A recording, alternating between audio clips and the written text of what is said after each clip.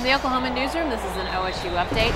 I'm Jenny Carlson. Kyle, obviously a lot of people not really focused on Saturday on the football game that was happening in Stillwater for obvious reasons, only coming a couple hours after that horrific tragedy at the OSU homecoming parade. But a lot better production out of the run game from the Cowboys. You did a little film study after the fact, and they were looking for a variety of ways to get that run game going. I know it was Kansas, but still, they had to get it going, and it looks like they did. Yeah, 200 yards rushing is, one of the better days the Cowboys have had this season, 4.3 yards per carry. I mean, that's what this offense, I think, wants to do every week. Now, like you said, it's Kansas, one of the worst rush defenses in the country right now, so you take that with a grain of salt. But in terms of how the Cowboys did it, I think was the more interesting part, because Mike Gundy went into the bye week promising some schematic changes, saying that, this isn't a problem that's going to fix itself. We have to get creative. And that's what the Cowboys did from the very start. They have a little pitch forward to Chris Lacey coming across on a reverse. That they used a ton of motion, throughout the first half when they had all their starters in. And Mike Yurcich kind of talked about how the point of that is to kind of, make the defenders' eyes, wander from maybe their assignment.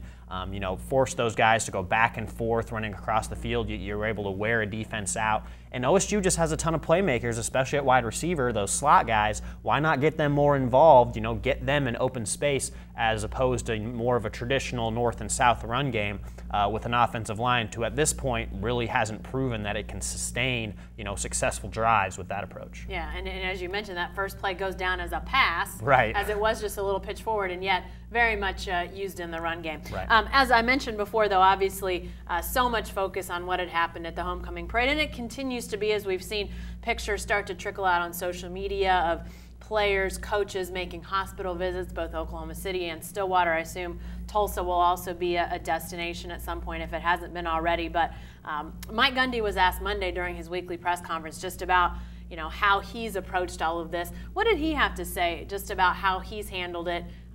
Considering this is the second time since he's been a head coach that he's had to go through something like this. Well, he was posed a very interesting question. How would you have handled this event now compared to your first season in 2005? And he said basically just very differently. He hadn't established himself as kind of the composed leader that, he's definitely been this year. Last year we saw some pretty erratic behavior from Gundy in these press conferences. But, what we saw yesterday and what we saw on Monday and then Saturday was a very composed coach, kind of a rock, a moral guide for a team going through an incredibly difficult time. So, I think that's something that as players appreciate, having a coach who can stand in front of a crowd after that and put on that strong face and to represent the university in a very positive way. And it's had a trickle-down effect on the players. Like you said, visit all those hospital visits. Kevin Clintworth, one of the associate ADs, tweeted out yesterday that more than 50 student athletes from the softball team, from the track team, from the football team, all went out to hospitals, with Thunder players. We saw Enos Kanter and J.W. Walsh in the same photos. Right. It's kind of crazy. But that just shows you kind of the resolve of these athletes, and they understand their role in the community, and if they can go and visit one of those kids and put a smile on their face, it's certainly worth it. Monday was an off day, by the way, for the Cowboys. We expect that they'll probably continue to do some visits, but those big groups, obviously practice, school, those sorts of things not come into play, but obviously a day that they took advantage of. We saw them out in the community, out in those hospitals. Right. Great stuff there. Thanks, Kyle. Be sure to stay with the best coverage team anywhere at newsok.com and every day in the Oklahoman.